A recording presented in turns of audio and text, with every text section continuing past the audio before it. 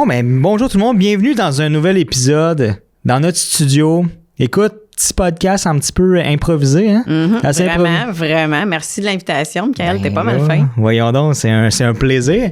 Écoute, Karine, pour qu'on mette un petit peu en contexte le monde qui écoute, là, on a déjà eu l'occasion de travailler ensemble.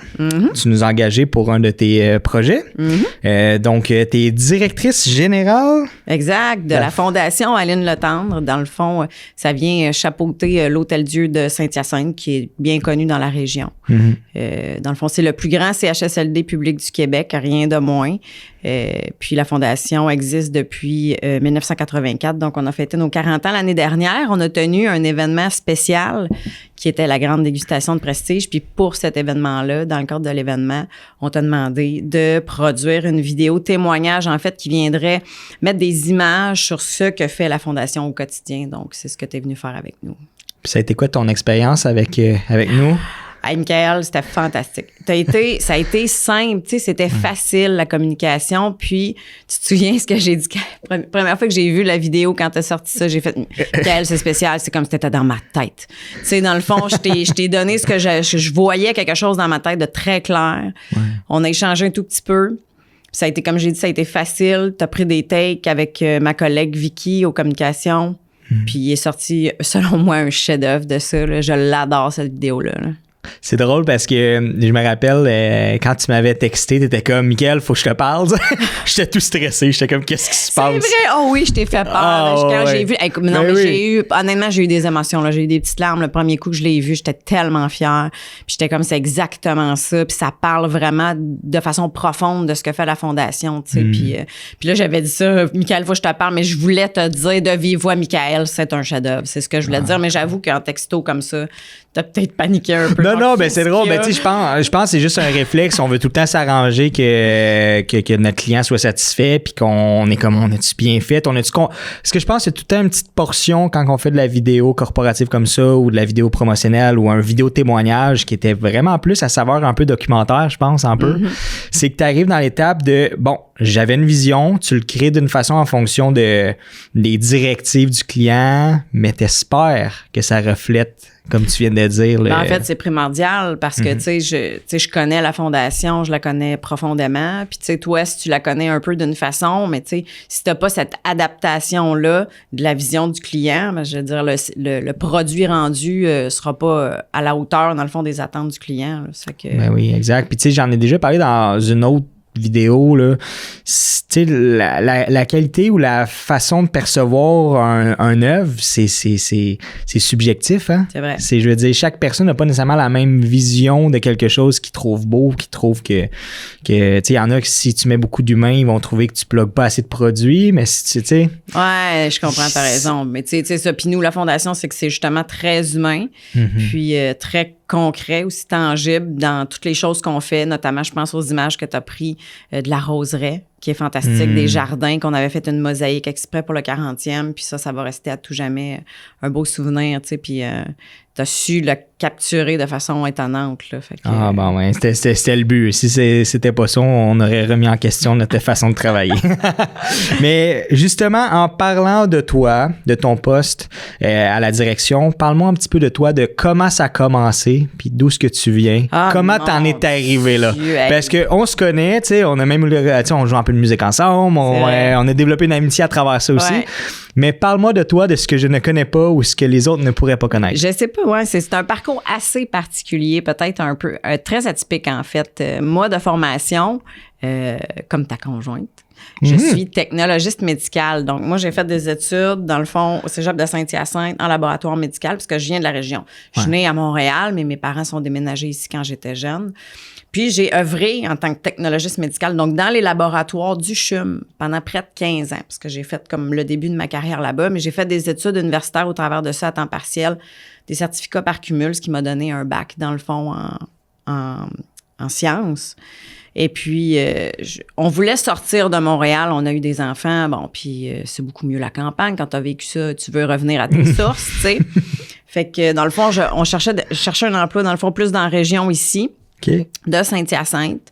Puis ça s'est donné que j'ai décroché un poste de directrice générale au municipal à Saint-Barnabé-Sud il y a, plusieurs années.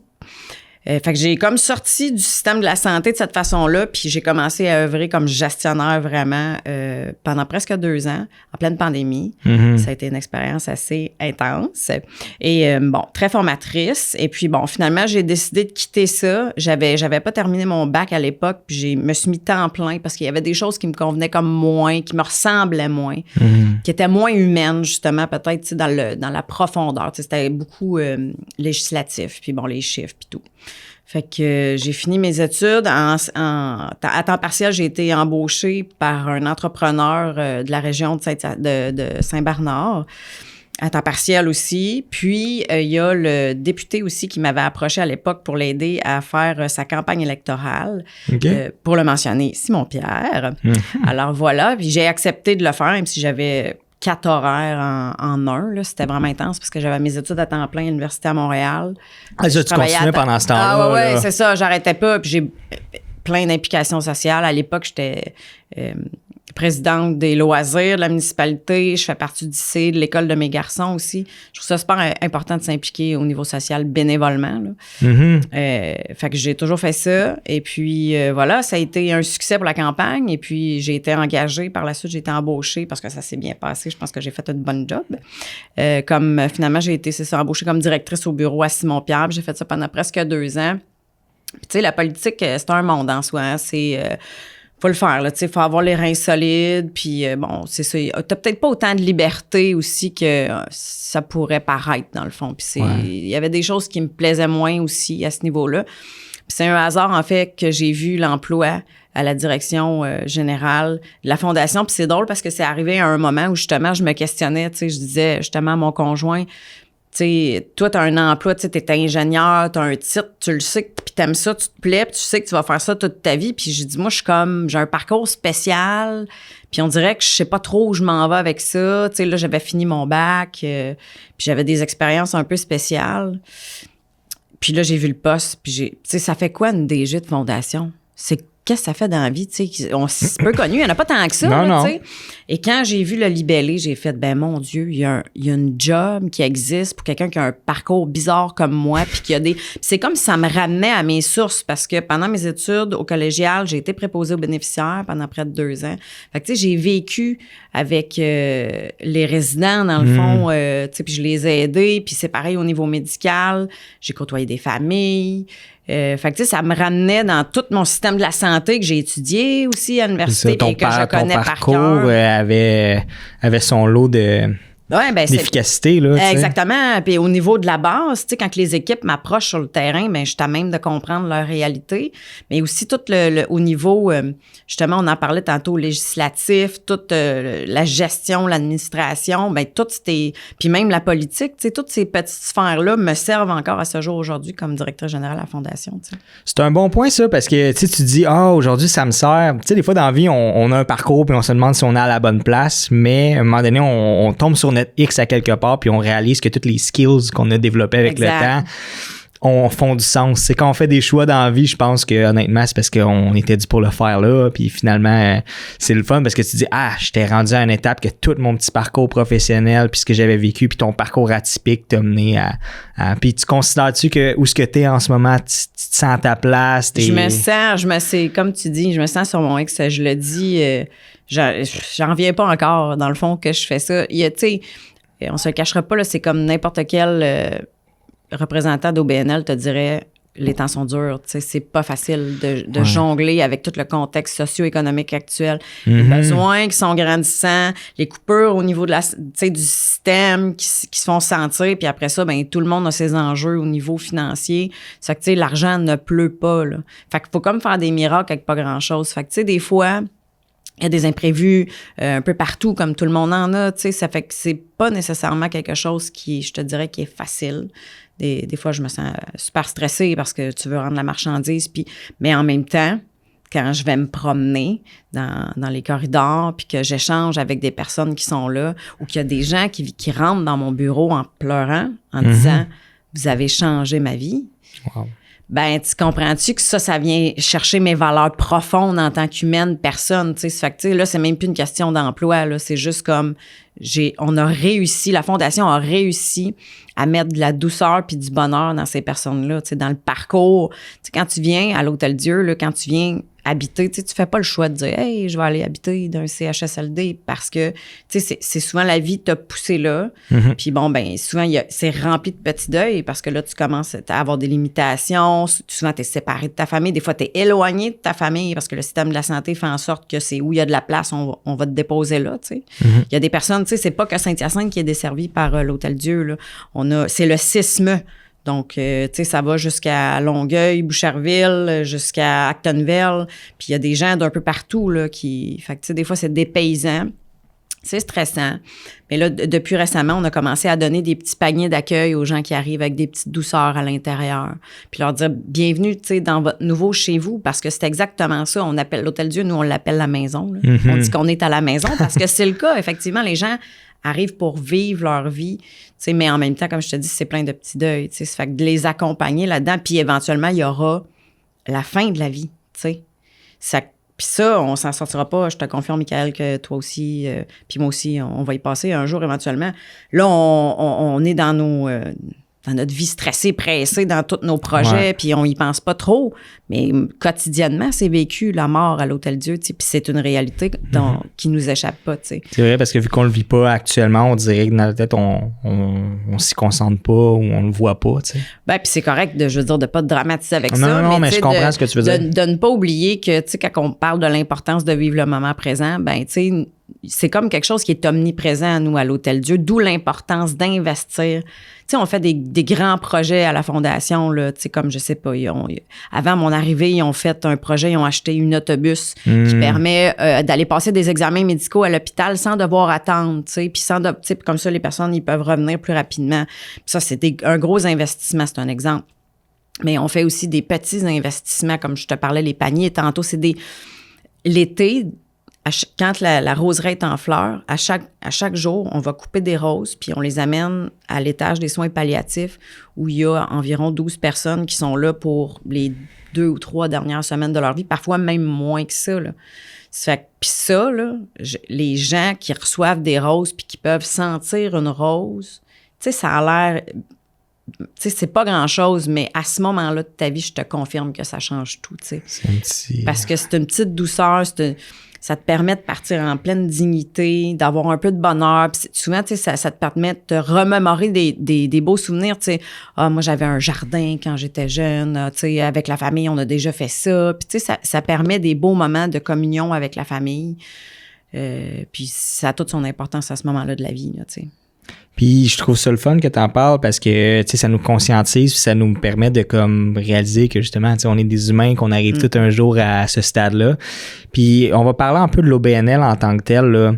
Tu sais, une OBNL en tant que tel, comparé, exemple, à un modèle d'affaires classique ou quoi que ce soit, pourrais-tu me décrire la différence, comment ça fonctionne? J'ai l'impression qu'il y a beaucoup de gens qui, comme, tu sais, on sait c'est quoi une OBNL, mais en même temps, c'est à quoi ça sert concrètement, puis comment est-ce que ça roule? Tu sais, on parle souvent de faire des dons, à quel point c'est important, que ça permet de rouler. Tu me parlais d'autobus, tu me parlais d'activité. Tu pourrais-tu un petit peu me décrire le pourquoi? En fait, c'est littéralement ça. C'est que, tu sais, sans les dons ou sans l'investissement de tout un chacun, c'est comme, moi, je suis impossible, je peux pas vivre, là, dans le sens où, tu sais, c'est les personnes qui participent aux activités que la Fondation fait, c'est les personnes qui font des dons, littéralement, concrètement, c'est les personnes qui font un échange de commandites. Ça, souvent, c'est une belle échange parce que, tu sais, toi, ça te fait de la pub, puis bon, moi, ben, ça me fait littéralement un montant comme pratiquement clair à remettre, tu sais. Fait que, puis c'est ça, le nerf de la guerre, c'est que quand j'approche des gens pour demander, écoute, veux-tu participer à mon activité? Ça coûte, je sais pas, mettons, 2500 $ pour telle visibilité. Mais tu sais, souvent, les gens me répondent, ben oui, Karine, c'est beau puis c'est le fun, mais t'es genre la 7e cette semaine qui m'appelle, tu sais, parce qu'il y en a plein de causes, puis toutes les causes sont bonnes. Tu sais, je te l'ai dit tout à l'heure, je suis la première qui m'implique dans toutes sortes d'autres affaires, puis je trouve ça important, puis c'est correct. Il faut faire des choix à un moment donné, mais dans un contexte socio-économique où il y a déjà eu plus de sous, que les gens étaient plus prospères, mettons, puis que c'était moins incertain l'avenir avec bon, tout ce qu'on connaît qui se passe un petit peu Oui. au sud et puis bon, un peu partout dans le monde. Mais tu sais, ça fait en sorte que, veut pas, les gens sont peut-être plus proches de leur sous, puis c'est correct aussi, mais tu sais, ça crée un enjeu majeur. Puis je dis pour nous, mais tu sais, c'est vrai pour n'importe quel OBNL là, tu sais, qui survit littéralement de l'investissement des autres, dans le fond. Là. Puis est-ce que tu sens que c'est un changement qu'il y a eu récemment ou dans les dernières années, les OBNL, ça a été très dur? Tu sais, veux pas, tu dois constamment user de créativité pour être en mesure, là? Ça a toujours été. Je suis assez certaine que tu demanderais tu sais, moi, ça fait pas si longtemps que ça, je suis en OBNL, mais tu demanderais à n'importe qui. Puis même, encore là, je pense qu'il y a une tangente où on est de plus en plus reconnu. Je le souhaite en tout cas là, parce que on se fait une voix commune. Tu sais, c'est ça a une importance capitale, les OBNL, au niveau communautaire. Mais c'est comme si les gens n'avaient pas conscience de leur existence. Mais de plus en plus, c'est ça, parce qu'on réussit à faire parler de nous, parce que dès lors où tu le vis, parce que c'est comme ça, dans le fond, que tu adhères à la mission.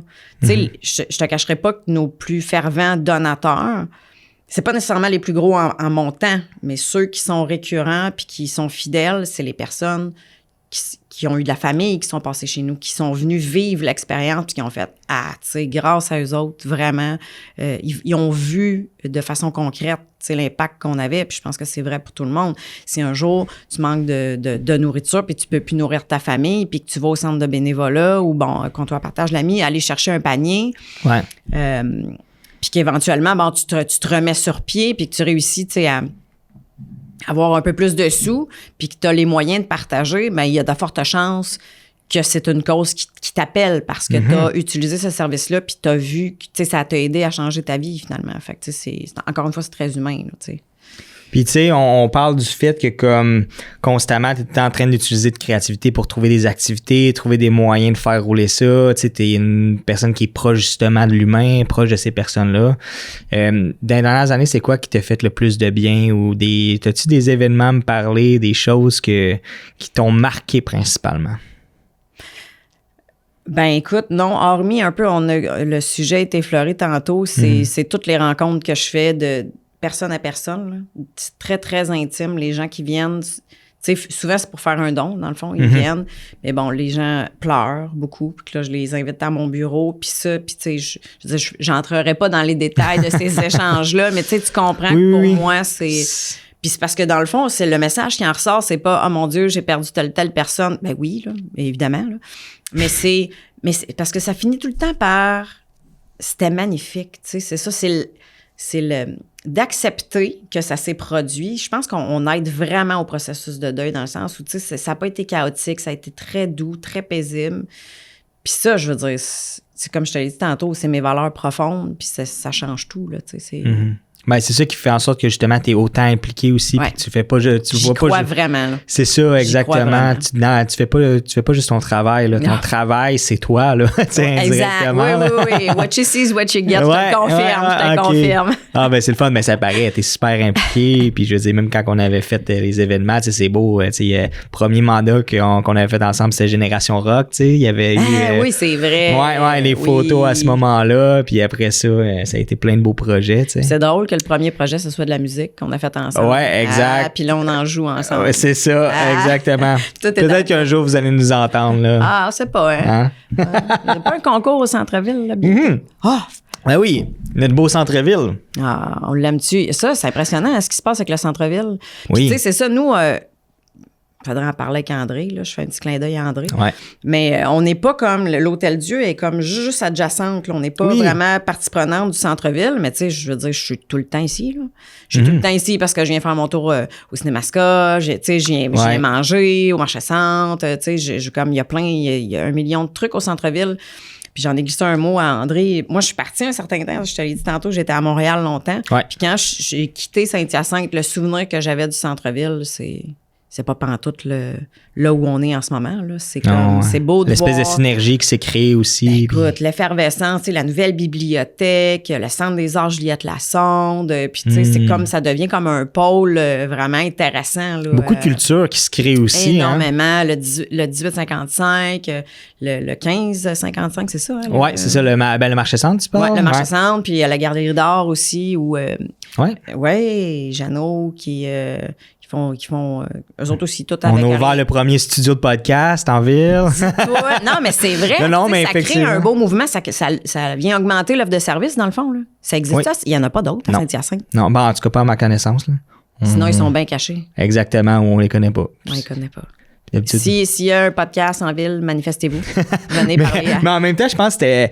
Tu sais, tu parlais de mission. Tu sais, je pense que dans notre job, quand on est passionné de qu'est-ce qu'on fait, on veut créer quelque chose. Tu sais, mon but, c'est pas juste de créer. Je pense qu'il y avait un gros besoin aussi par rapport à ça. Tu sais, je veux dire, la publicité en ligne ou la façon de se faire de la publicité ou juste d'entendre les gens parler. Je trouve que d'avoir un studio comme ici, c'est ça que ça nous permettait. C'est quand il y a des gens qui ont des choses à Toronto. Ça presse pas. Ça presse pas. Ça fait une fraude à quelque part. Ouais, ça doit être ça. C'est ça. C'est genre Amazon Business qui m'appelle. Anyway, j'achète plus là. Ouais, tu fais bien. Tiens ton bout. Mais non, blague à part, où est-ce qu'on en était? Fait que ouais, on était au centre-ville. Passionné. Oui, on était passionnés. Je voulais juste pas que ça vibre sur les... On va entendre ça dans les micros. On va faire du montage ou pas, c'est pas grave, ça fait partie de la game. C'est ça que j'aime, par exemple, des podcasts. Honnêtement, là, des fois, je suis comme, on va peut-être mettre ça, on va couper ça au montage. Finalement, je le laisse. Je trouve ça beau. Ben, c'est parce que ça montre que... C'était le vrai moment. Là. Exact. Tu sais, pour parler du fait que comme je voulais combler des besoins, autant au niveau des entreprises locales, ben je trouve que le podcast, autant pour les gens, les mascoutins ou le monde qui sont pas à l'aise devant une caméra, j'étais comme, je trouve que c'est un beau brise-glace. Parce que c'est ton premier podcast. T'as raison. C'est mon premier podcast. Mais comme je l'avais dit à ton collègue, j'ai déjà fait de la radio live, tu sais. Ouais. C'est pire. Ben oui, ben tu sais, oui, en live, parce que ça, au moins, on peut le diffuser quand on veut. Fait que si t'as vraiment dit une niaiserie, ben... J'ai encore le temps de me rattraper. Ouais, c'est ça. Vous en aurez jamais vent, là. Ouais, c'est ça. On oublie ça, le projet, là. Non, c'est ça. Mais, tu sais, puis versus radio live, sinon... Ben, c'est parce qu'on est dans un ère numérique, tu sais, on va se le dire, les gens consomment énormément. Ouais. On consomme sur le web. C'est beau l'avancement de ça. Je pense qu'il faut prendre ça aussi avec précaution. Il faut faire en sorte de juste être conscient de comment ça fonctionne, peut-être aussi. T'sais. Mais tout ça pour dire que je vais refaire un parallèle par rapport à l'OBNL puis par rapport à la fondation. On parle de dons, on parle de gens qui s'impliquent. Toi, là, pour faire la promotion, comment tu disais que c'est comme des fois plus dur? Ben, pour les mêmes raisons que tu viens de nommer. Puis, tu sais, honnêtement, je pense que c'est une avenue qui avait jamais été utilisée à l'heure actuelle par la Fondation. Mm-hmm. Puis, je me dis, si cette discussion-là, entre toi et moi, peut faire en sorte de toucher une personne. Tu sais, ben, déjà, 100%. De faire parler de la Fondation, de savoir qu'on existe, là, déjà, juste ça, je trouve que c'est beau. Puis, peut-être de conscientiser des plus jeunes. C'est un peu ça l'idée, tu sais, aussi, parce que sont plus durs à aller chercher justement avec les médias traditionnels comme le journal. Là. Je connais pas grand jeune de ton âge qui lisent le journal assidûment, tu comprends? Ben, c'est sûr que ça fait moins partie de notre habitude. Là, je veux dire, on est moins été élevé là-dedans peut-être. Oui, peut-être. Ben, c'est une tendance après ça. Là. Ouais. Fait que ça peut faire en sorte que ben, conscientiser des gens plus jeunes que ben oui, la mort existe, que deux, on va tous passer par là. Puis, ben aussi, on a parlé beaucoup d'implication sociale. Honnêtement, je trouve ça tellement important, Michael, de donner un peu de temps bénévolement. Puis ça, je trouve que c'est une tendance qui se perd dans... Tu sais, puis je m'inclus là-dedans, là, dans ma génération. Les gens sont justement tellement occupés, prennent pas le temps de prendre le temps, tu sais, de redonner aux autres. Puis, tu sais, c'est tellement des beaux moments. Là. Tu sais, moi, je fais, mettons, les paniers de Noël. Mais j'amène mes enfants avec moi, puis j'étais tellement fière de mon plus jeune qui a sorti. Mais maman, j'aime ça. J'aime tellement ça. C'est encore mieux que l'Halloween parce que c'est comme si on va chercher des denrées, mais il dit c'est pour aider les autres. Tu sais, puis oui, tu sais, puis tu sais, c'est un beau moment en famille, puis on le sait. En plus, il y a une répercussion sociale. C'est juste un peu de temps, tu sais, dans le fond. Ouais, joindre l'utile à l'agréable à travers ça. Vraiment. Tu fais une bonne action, puis en même temps, ça te permet de... Puis je trouve ça le fun parce que j'ai l'impression que tant longtemps que comme tu le vis pas ou que t'es moins dedans, pas moins conscientisé, mais tu comprends ce que je veux dire, c'est que quand tu vois la réalité puis ce que ça l'apporte à l'organisme puis tout quoi de même, c'est là que tu te rends compte que ça toute la valeur que ça a. T'sais. Tellement. Puis tu sais, ben, en même temps, c'est ça, quand tu dis quand t'as pas touché à ça, c'est un peu une bébite, là, tu sais pas trop par où commencer. Si mettons que j'ai du temps à donner, je fais quoi? Ben, je te garantis que n'importe quel organisme de la région, tu les appelles, puis ils vont être super heureux là, que tu as du temps à offrir. Là. Puis des fois, c'est pas obligé d'être beaucoup, là, mais un événement ponctuel ou justement mes événements. Moi, quand je fais des événements, ben, j'ai souvent besoin de bras, tu sais.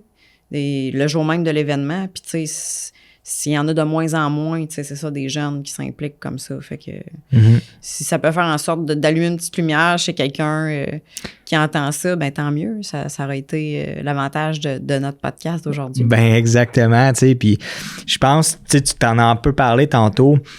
Je pense que c'est dans la vidéo témoignage là, qu'on avait réalisé. À un moment donné, comment il s'appelait déjà, le monsieur Serra? Monsieur Labrie. Monsieur Labrie. Monsieur Labrie qui est là presque quotidiennement. Ah, monsieur Labrie, un bon vivant, là, le monsieur. Oui, là. puis je veux pas dire n'importe quoi, là, mais je pense, Monsieur Labrie qui accompagne sa mère, qui est centenaire. Et donc, Monsieur Labrie, qui vient à tous les jours, est très actif, c'est ça, un bon vivant, 85 ans. Mais il est là, à toutes les semaines, et participe à la vie communautaire à la maison. Là, il est vraiment impliqué, le monsieur. Là. Ils prennent soin de leur maman, lui, puis sa sœur. Puis t'allais dire quoi, lui, dans la vidéo? Non, mais c'est justement, c'est parfait que tu fasses ce parallèle-là parce que dans la vidéo, à un moment donné, il parle du fait que comme, tu sais, que sa mère avait été là tout le temps depuis que lui était jeune, puis il dit, tu sais, aujourd'hui, là, elle a tout comme donné. Ouais.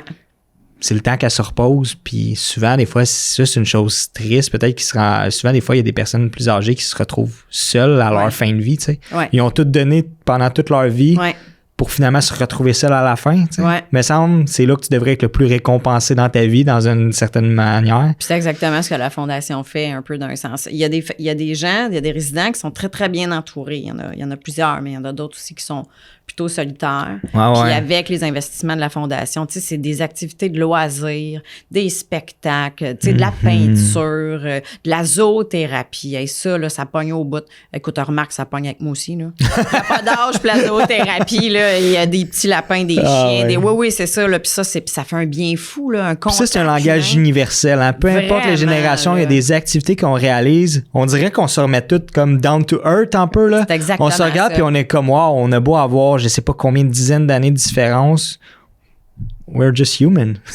T'as tout compris. Hein? C'est exactement l'essence de la chose. Mais des fois, c'est intéressant parce qu'on a besoin, je pense, de se le faire mettre en pleine face parce qu'on dirait qu'avec le quotidien, on l'oublie, tu sais. C'est ça, vraiment. Fait que je pense que c'est une belle mission, justement, effectivement, de la Fondation. Tu sais, nous autres, en faisant la vidéo, on a pu rentrer dedans. Ben, je pense que c'est une partie de notre travail qu'on aime énormément. Quand on fait ce genre de projet-là, c'est que ça nous permet de voir beaucoup les humains derrière. C'est pour ça qu'on est capable aussi de faire un projet. Tu sais, on fait pas juste le faire parce qu'il est beau, c'est parce qu'on est capable de... On veut mettre le sentiment que nous-mêmes, on le vit quand on le fait, tu sais. Fait que... c'est vraiment intéressant, puis je trouve que les gens devraient... Tu sais, l'autre fois, j'étais allé rendre visite à mon grand-père, OK? Parce que... Il est-tu en résidence? Non, il n'est pas en résidence. Je veux juste dire un parallèle par rapport au fait que, tu sais, à un moment donné, tu sais, il vieillit, lui, avec, là. C'est pas éternel, là. Non. Puis je vois que les semaines passent, à un moment donné, tu travailles, puis mon grand-père, c'est pas un sorteur, là. Tu comprends? Mais quand que je vais juste dire un petit coucou, là, j'arrive, je vais en prendre un café avec lui. Tu sais, le petit sourire, là, je suis pas mal sûr que lui, là, après ça, là, écoute, j'y reparle, là, des fois dans une couple de semaines, là, puis il se rappelle la discussion qu'on a eue. Ouais. Tu sais, lui, il collectionne ces moments-là, j'ai l'impression, parce que il fait pas le même, il est pas aussi actif, exemple, que moi en ce moment, là, je veux dire. Il a pas la tête pleine comme ça, comme toi. Tu sais, lui, il a sa vie, il a sa maison, c'est ça, tu sais. Puis pour lui, c'est l'événement, c'est Michael qui vient. Là, ouais, c'est ça. Ça brise sa routine, ça lui permet d'échanger. Il sent que quelqu'un pense à lui quand tu fais ça. Tu sais. Exactement. Ça, de ne pas être justement délaissé puis tout seul. Là, tu sais, ça fait que... Ah oui, écoute. Bravo, va visiter ton grand-papa. On devrait tous aller visiter ton grand-parent. non, mais c'est vrai, mais l'autre jour, c'est ça, j'étais justement avec ma blonde, puis j'étais comme, je vais aller dire salut à papy, tu sais. Je vais aller le voir parce que, à un moment donné, comme je t'ai dit, le quotidien arrive, puis, tu sais, c'est pas quand ils seront plus là, que c'est pas le temps, là. Tu le sais, je veux dire, j'en ai vécu des choses aussi, puis, tu sais, à un moment donné, tu réalises que, comme, c'est précieux, les gens qui sont alentour de nous, puis on a besoin, je pense, de se le faire rappeler. C'est pas qu'on y pense pas, mais il faut le faire, prendre le temps, c'est ça. Puis tu l'as dit, prendre le temps. Puis souvent, c'est une roue qui tourne, tu sais. T'en fais un petit peu, puis tu sais, ça te rapporte à toi aussi. Je suis convaincue là, que toi aussi, c'est des beaux souvenirs, tu sais. Fait que la fois d'après, tu te dis, tu sais, au lieu d'attendre, je sais pas, 6 semaines, tu vas peut-être dire, ça fait 4 semaines, je vais aller voir papy, tu sais. Ouais, exactement, prendre des petites nouvelles. On prend goût à ça, tu sais, dans le fond. C'est une habitude qu'on crée, finalement. Là. C'est vrai pour tout, là. C'est comme... Faire de l'elliptique, c'est comme, je sais pas, moi, c'est comme... c'est une constance. Boire plus d'eau, tu sais, c'est... Puis au final, quand on se concentre sur ces genres de trucs-là positifs, j'ai l'impression qu'on laisse moins place aux négatifs aussi. Vraiment. Tu comprends ce que je veux dire? Ben oui. On focus tellement sur des choses des fois qui sont futiles, puis pendant ce temps-là, on dirait que les choses importantes de la vie, ils nous passent complètement à côté. On a des œillères, tu sais. Ouais. Ben, c'est la beauté de la jeunesse. Oui, nous autres, hein, on va continuer de se garder jeunes. Hey Karine, merci beaucoup de ce moment de discussion-là. C'est un peu différent de tes autres podcasts, hein? Ben, c'est correct, c'est ça qu'il faut.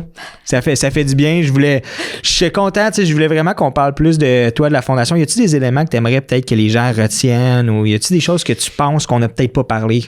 Vas-y.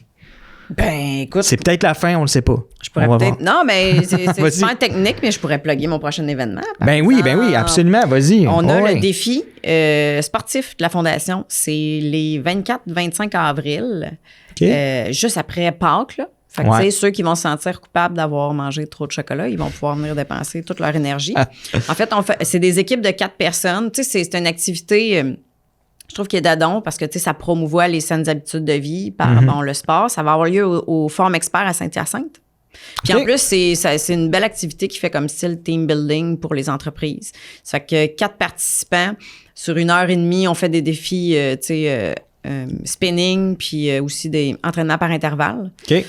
1h30. Puis, tu sais, c'est accessible à tous, là, dans le sens où, tu sais, autant que tu t'entraînes fort, ben, tu peux venir parce que c'est vraiment, chacun y va à son rythme. Fait que même si tu t'entraînes pas, c'est juste, tu t'adaptes. Je veux pas que personne tombe à cet événement-là. C'est toujours bien le fun, là. On a du plaisir, là. C'est très électrisant, là, comme événement. Oui. Ouais, tu sais, on a du gros fun. Puis, fait que voilà, on peut créer les équipes. Puis, tu sais, toutes les informations sont sur le site de la Fondation. Tu sais, j'invite les gens qui veulent en savoir plus, justement, à suivre la page Facebook. On essaie d'être de plus en plus actifs là-dessus parce que c'est accessible facilement. Ouais. On est toujours disponible par téléphone, par courriel. On est très, très ouvert. Si les gens ont des questions, ça va me faire super plaisir. Puis sinon, ben c'est ça, rester à l'affût des autres trucs de la Fondation. Il y a tout le temps, les gens savent peut-être là, le sapin, là, je suis rendue loin, là, je suis déjà à Noël. Non, vas-y. Mais ça, c'est assez populaire. Tu sais, dans le fond, on vend des lumières puis des boules. Puis là, il y a le sapin devant l'Hôtel-Dieu qui est illuminé. Puis ça fait... C'est magique parce que dans le temps des fêtes, les personnes résidentes adorent ce sapin-là puis l'illumination avec un petit chocolat chaud. Puis les gens aussi, tu sais, c'est très symbolique aussi. Souvent, les gens disent, mettons, achète une lumière. Puis ils ont une petite pensée pour quelqu'un qui est décédé, mais qui est encore avec eux. Fait que ça aussi, c'est un autre événement assez accessible que la Fondation donne, puis qui est non négligeable dans la levée de fonds, dans le fond, là. Absolument. Puis là, tant qu'à faire ma petite épilogue, là, comment t'as aimé ta première expérience ici, au studio? Ben, écoute, comme la première de photographie puis de vidéo, c'est facile, t'es fin, tu me reçois avec de l'eau pis tout, écoute, on est... c'est parfait, super agréable. Puis j'ai même pas eu froid, j'ai tout le temps froid d'habitude. Ah ouais, c'est drôle parce que d'habitude, en plus, on dit que c'est un petit peu frais ici, mais là, c'est peut-être le changement de saison aussi. En hiver, là, on a la petite chaufferette là, qui roule, là. Tu sais, tu parles de faire des événements beaucoup, puis l'espèce de format, autant podcast ou le genre de capsule, d'être présent en ligne, même pour des OBNL, tu trouves-tu que c'est quelque chose qui est de plus en plus important? T'as pas le choix, là? T'as pas le choix, c'est ça. Vraiment, je pense qu'il faut s'adapter. Tu sais, la formule actuelle qui dure depuis, je sais pas, je pense que depuis l'existence des OBNL qui font des levées de fonds, c'est comme si le statu quo était devenu impossible, tu sais, pour les raisons que je t'ai mentionnées tantôt. Les gens sont sursollicités, les entreprises sont sursollicitées. Fait que, tu sais, il faut devenir inventif après ça. Puis, tu sais, c'est une façon facile, accessible, les médias sociaux. Puis, comme je te dis, si ça peut avoir sensibilisé une poignée de personnes, bien, ça sera toujours bien ça, tu sais. Oui. Fait que, puis tu sais, je veux dire, il n'y a pas eu d'investissement majeur de ma part, là. J'ai pas fait, tu sais, tu comprends que ça a été facile, je l'ai dit tantôt, agréable. Puis je pense que justement, ça met un visage peut-être plus authentique puis humain qu'une pub dans un journal, mettons. Ah, 100%. Remarque, ça n'enlève rien au journal. Non, mais tu sais, je pense que les deux peuvent cohabiter. Je veux dire, un vient avec l'autre. Tu sais, moi, je dirais pas que quelqu'un fait que de la pub papier ou que de la pub. Ouais, c'est ça. Rajoute de l'humain, tu sais, je pense que, tu sais, même nous autres, tu sais, j'ai fait comme, hey, c'est le fun, tu sais, je pourrais t'inviter à faire le podcast parce qu'en même temps, ben, c'est une manière de toi tester le setup, de voir comment ça fonctionne.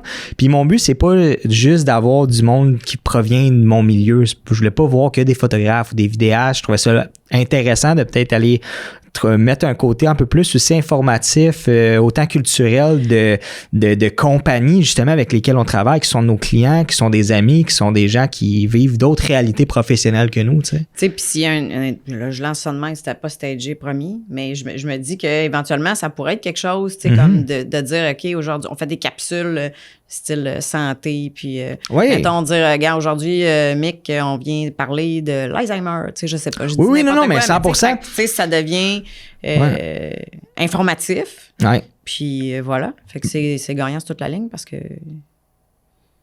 Non, 100%. Ouais, est-ce que j'avais l'air de vouloir dire de quoi, hein? Ouais. Non, je t'écoutais. Non, vas-y. Non, mais c'est parce que je trouve ça bon. Tu dis, hey, ça serait le fun de faire des capsules comme ça. Ça fait juste me rappeler que, tu sais, ouais, parce qu'on voit beaucoup de choses sur les réseaux sociaux, des belles affaires, des affaires niaiseuses aussi, tu sais. Ouais, pas mal d'affaires niaiseuses. Puis, tu sais, au contraire, je trouve qu'au lieu de juste faire, coudonc, on voit donc bien n'importe quoi sur le web, ben, quand il y a des choses intelligentes puis le fun qui sont à dire, ben, mettons-les de l'avant.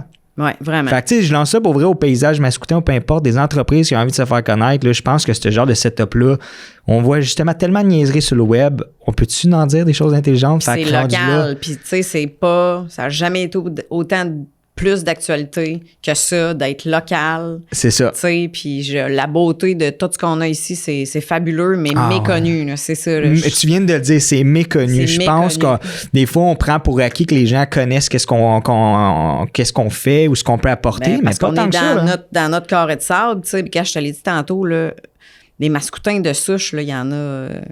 je suis convaincue, plus de la moitié qui ne sont pas au courant que l'Hôtel Dieu de Saint-Hyacinthe, c'est le plus grand CHSLD public du Québec. Tu sais, c'est une information qui est non négligeable. On dessert une grosse quantité de personnes.